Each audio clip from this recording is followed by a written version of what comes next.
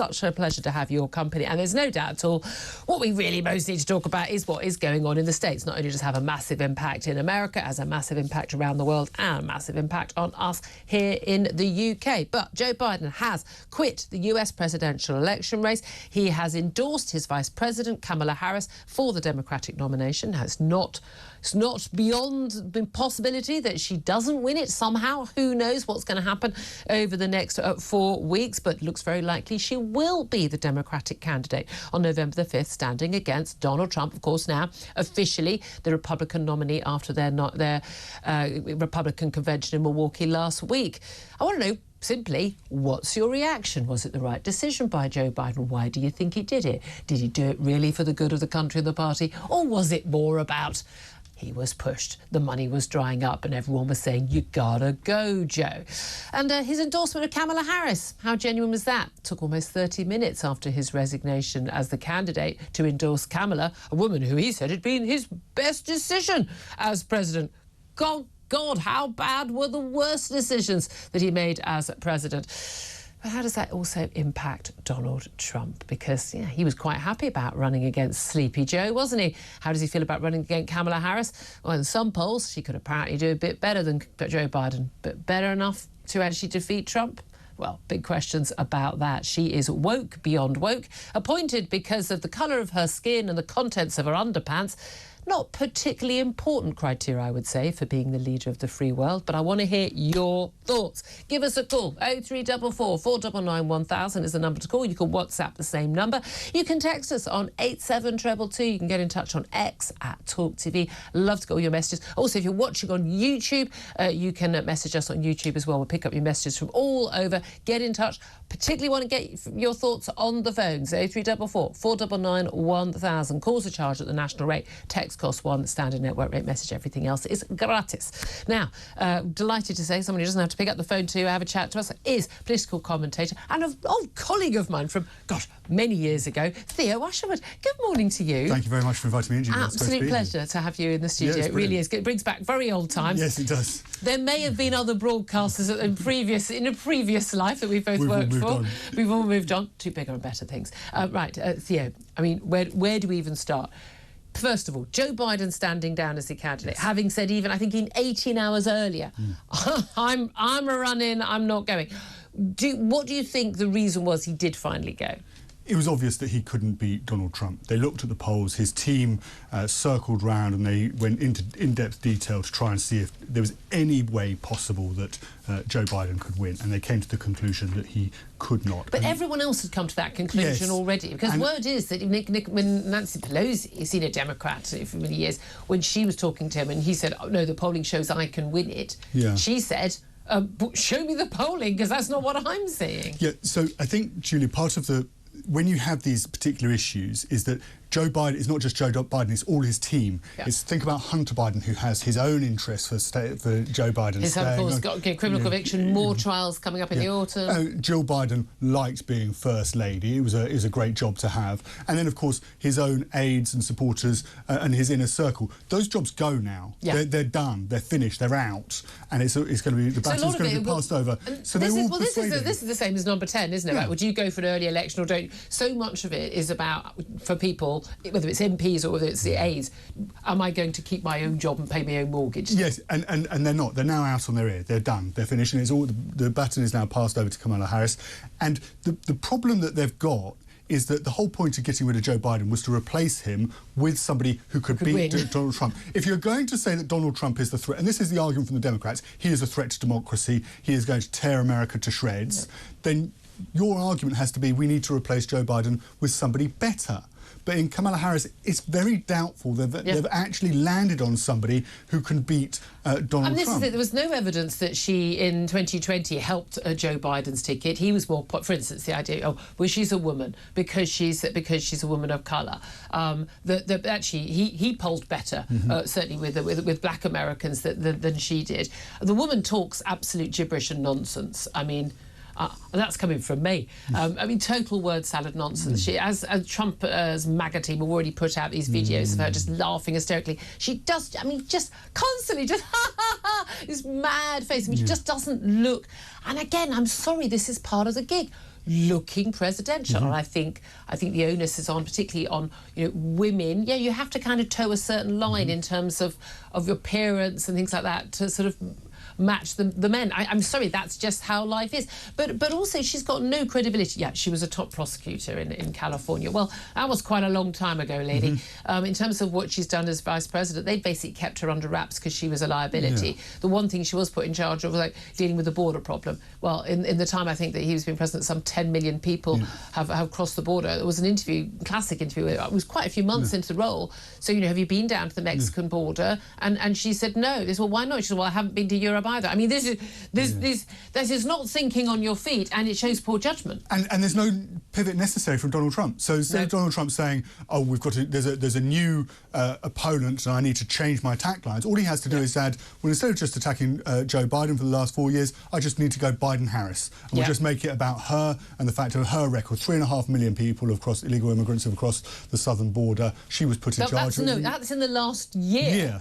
Yes. A year. I mean, we think we've got an issue here. 30,000. Hold my beer, says America. 30,000, by the way, on the English Channel. Yeah. So that's by way of comparison. And the problem is that the Democrats needed to pick somebody who could poll better than Donald Trump in the swing states, in Wisconsin, in Michigan, in Pennsylvania. And think back to when Barack Obama first chose Joe Biden to be his running mate. He chose him because he polled well in those swing states. And also, he was sort of an elder statesman. Obama was a newbie, really. He was quite, he was very young, and you forget now he's an elder statesman. But Joe Biden, he'd been around for years. He'd been a senator for years, and he knew how to get things done in Washington. And he had that blue collar Irish American heritage that polled so well with those swing voters. And the problem with Kamala Harris is that she doesn't necessarily cut through in those Rust Belt states to try and defeat Donald Trump. He's now 3 or 4 points ahead in those states, and it's looking like a coronation for Donald Trump at this rate. And as we know, like in America as in Britain, actually, it's a few hundred or a few thousand voters in key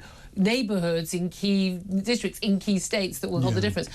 This tells you everything you need to know about Kamala Harris, other than the word salad of that 4-minute video of her saying that she wants things to do things that can be unburdened by the.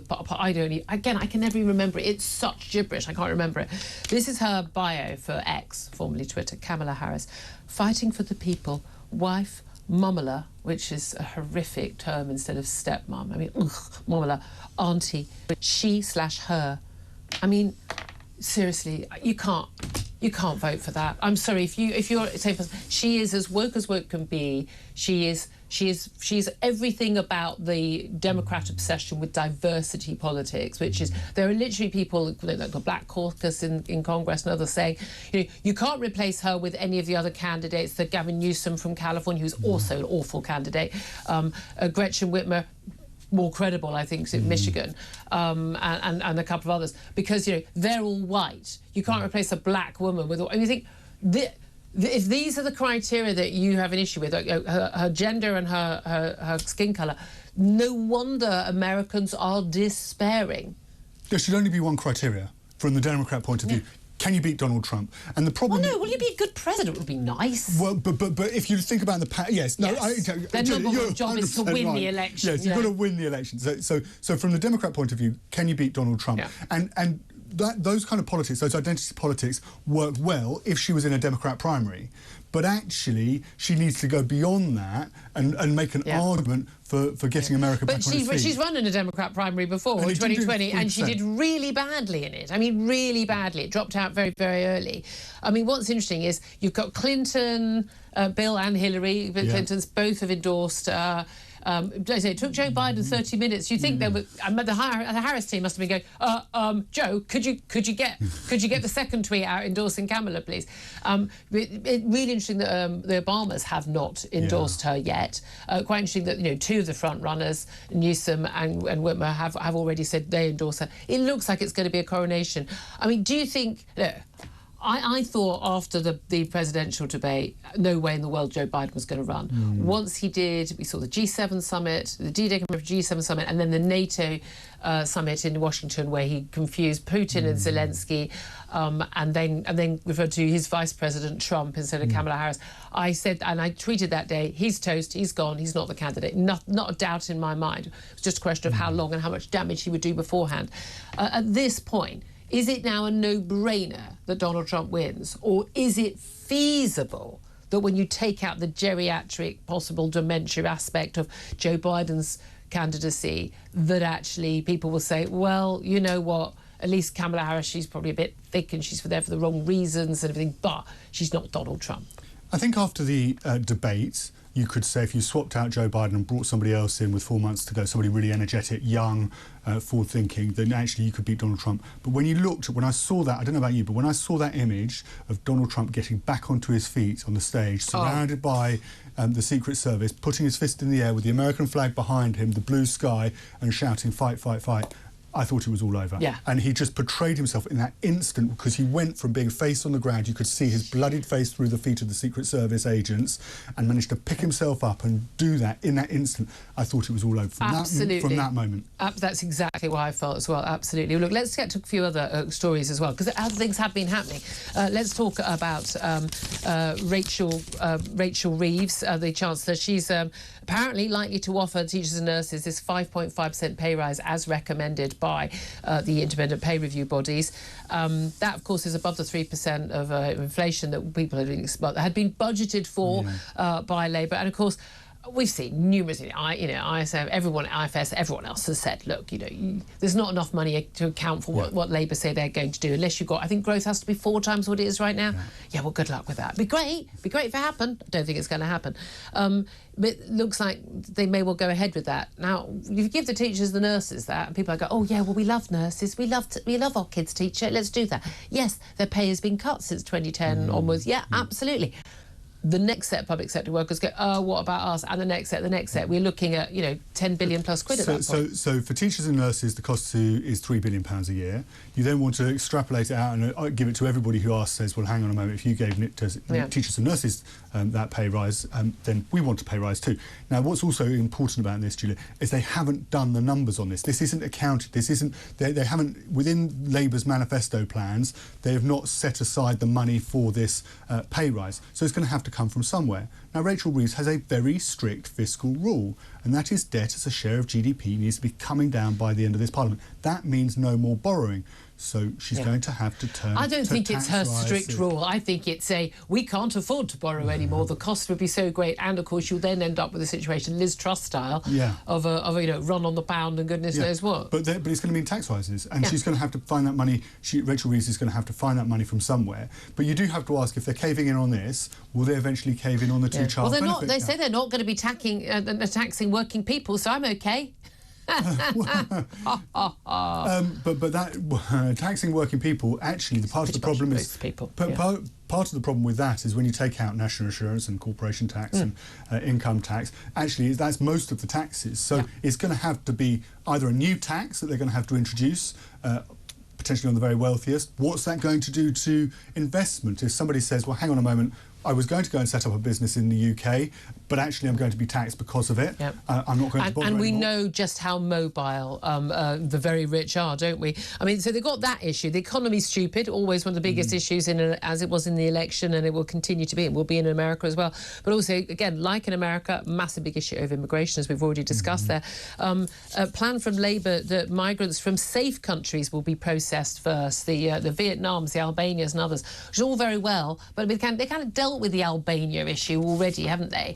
But there's concern that we are looking at, some 70,000 people possibly getting asylum approval, or at the very least, the right to stay in this country. And that's what's been happening in recent years. When people have been granted leave to stay in this country, they're not necessarily granted asylum. A lot of these people have failed to get asylum in other European countries first. So what's quite interesting, I think actually what's interesting about this is that when Rishi Sunak and Suella Braverman came up with their Illegal Migration Act, one of the most controversial aspects of it was that if you crossed the channel in a boat and you arrived in this country, that was it. Your asylum application was gone. You had no grounds on that basis to make an asylum application in this country.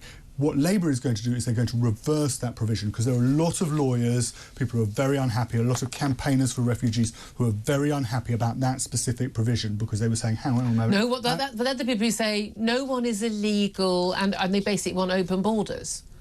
Yeah, yes, there is an element to that. There's a very big element to that. There's an element to that, Julia. So they're getting rid of that. And what that means is that actually, when you go into the numbers, and these are numbers from the Refugee Council themselves. I mean, this isn't a government projection. So when you go into those numbers and you take into account there are around 100,000 migrants who arrived in the UK by small boats before, when that provision put in place, you suddenly take it away. The Refugee Council are estimating that that will allow 70,000 to legitimately claim asylum in this country. I mean, that's before you get started. So that's and that's one way of dealing with the hotels, because suddenly if you're granting those people asylum in this country, they're free then to leave their hotels and to go and work, get jobs.